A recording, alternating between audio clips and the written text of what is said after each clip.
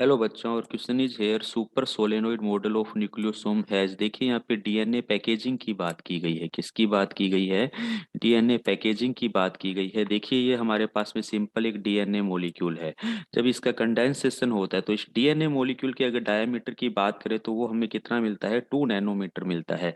अब इसका कंडेंसेशन होगा तो कंडेंसेशन होकर ये हमारे पास में किस फॉर्म के अंदर आएगा? न्यूक्लियोसोम की फॉर्म के अंदर आएगा। पहले डीएनए होता है, फिर इसका कंडेंसेशन होगा, ये हमारा क्या बन जाता है?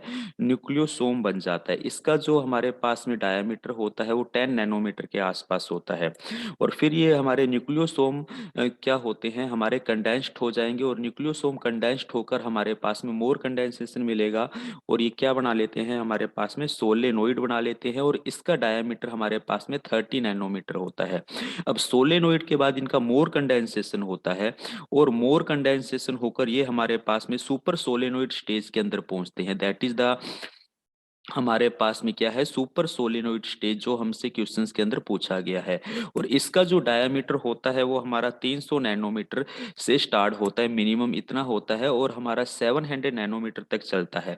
फिर हम बात करें, इसके बाद डायमीटर और बढ़ता है, और कंडेंसेशन हमें देखने को मिलेगा।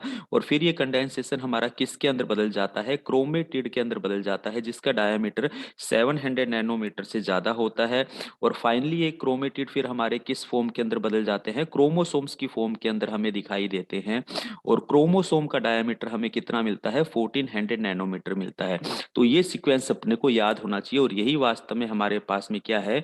डीएनए की पैकेजिंग है। ठीक है, तो हम यहाँ पे देखते हैं सुपर सोलेनोइड पूछा गया है, तो सुपर सोलेनोइड का जो डायमीटर हमें देखने को मिलता है 300 से 700 है। तो हम यहाँ पे बात करें नैनोमीटर है, यहाँ पे आर्मस्ट्रॉन्ग दिया हुआ है, तो ये ऑप्शन गलत हो गया।